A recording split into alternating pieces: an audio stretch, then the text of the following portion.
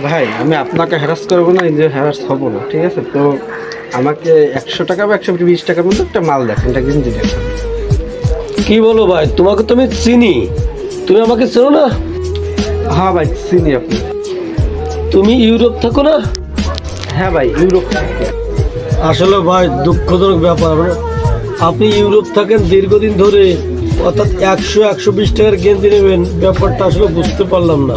হ্যাঁ ভাই তাহলে শোনেন, লিবিয়া থেকে গেম দিয়ে অনেক কষ্টে প্লাস্টিকের বোর্ডের ইটালি গেছি জীবন ঝুঁকি নিয়ে। এরপর লক্ষ লক্ষ টাকা ইনকাম করছি, বাড়ি পাঠাইছি, তারপরে বাড়ি গাড়ি সবই হয়েছে, বাড়ি আলিশান বাড়ি হয়েছে।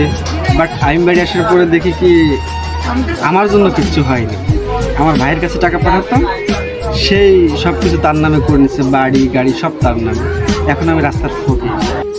ভাই আসলে আপনার কাহিনী খুব দুঃখজনক, হৃৎপিণ্ড কেঁপে গেল শুনে। যা হোক, ভুল যা করেছেন আর নেক্সট এরকম ভুল করেন না। আপনার 120 টাকার 100 টাকা কোনো কথা না। আপনাকে আমি গেঞ্জি দিচ্ছি, ভালো গেঞ্জি, আপনি বেছে নেন যেটা ভালো লাগে, আপনার যা মনে হচ্ছে আপনি তাই দিয়ে নেন। ভাই আপনি দেখেন আপনার কোনটা কোনটা পছন্দ হয়।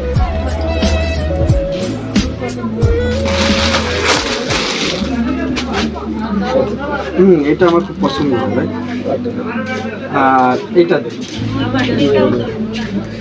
ভাই আসলে আপনার সাথে কোনো কথা না, মাল দুটো দামি মাল দিচ্ছি, আপনি দুইটা নেন, নিয়ে আপনার যা মনে হচ্ছে তাই দেন। কিন্তু আসলে আপনার জন্য আমার অন্তর থেকে দোয়া এবং শুভকামনা রইল, ঠিক আছে? যাতে আল্লাহ আপনাকে ভালো রাখে, আপনার যে মন। আচ্ছা ভাই কোনো সমস্যা না ভাই, আপনি যা আছেন ইনশাল্লাহ ইনশাল্লাহ, ঠিক আছে? ওকে ধন্যবাদ, ভালো থাকেন ইনশাল্লাহ ইনশাল্লাহ। এই বাইকটির পরিহাস সারা জীবন পৃথিবীতে হয়ে থাকবে ইতিহাস। তাই আপনাদের সবার উদ্দেশ্য বলতে চাই, মন বড় থাকা ভালো কথা, কিন্তু এই রকম কখনো ভুল জীবনে কেউ করবেন না, যার জন্য আপনাকে কোটি কোটি টাকা ইনকাম করার পরেও আপনাকে থাকতে হবে ফুটপাতে। আপনি ভালো থাকবেন।